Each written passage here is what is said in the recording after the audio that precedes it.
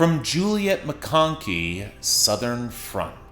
So this is one of those indie country albums I should have covered back in February, but I only got the lyrics recently, and for a quick project running under a half hour, I eventually really wanted to get around to this sophomore album. Juliet McConkey's 2020 album, Disappearing Girl, was a terrific little sleeper project, clicking just under the radar with the homespun, aching lyrics, McConkey's gorgeous voice, and the subtly organic mix. One of the best country albums of that year, so I did not think she would live up to the title and then vanish for 5 years, but here we are. And for this, well, on the one hand, she's got a classically beautiful voice, and I respect the arrangements that initially start more up-tempo with electric flair and some variety in the production. McConkey will still have her band play out the jam a little bit longer across the guitars, the gentle keys, and the pedal steel, but for a lean 8 songs, on a textural level, they feel more distinct, even if some of the pickups don't sound the best. Roll Me Down Gentle or the overdubs layered over Horses Around don't give McConkey's voice the space or cushion she really needs, and the oily electric leads on Drifting just struck a sour tone for me. It's still gonna pay off on the bassy love ballad Another Time and Place, or the slightly ramshackle watery fuzz around Drunken Moon with the keys, but sometimes you get the spare atmospherics on the frail duet When I Say I, or quiet moments that almost sounds like a demo, like a late night outdoor recording when you can hear the passage of cars amidst the cicadas and her voice is slightly muffled, and when you only have 8 songs, surrendering so much momentum on the album's back half for such an understated close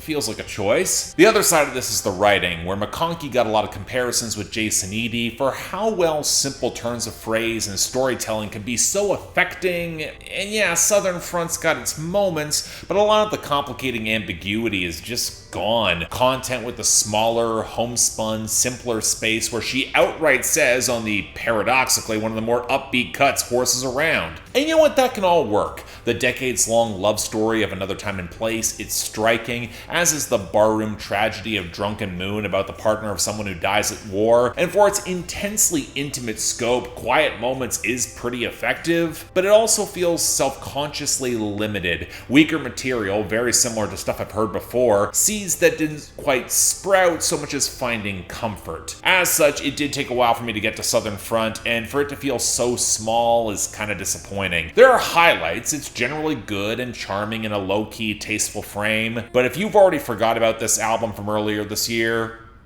wouldn't be that surprising.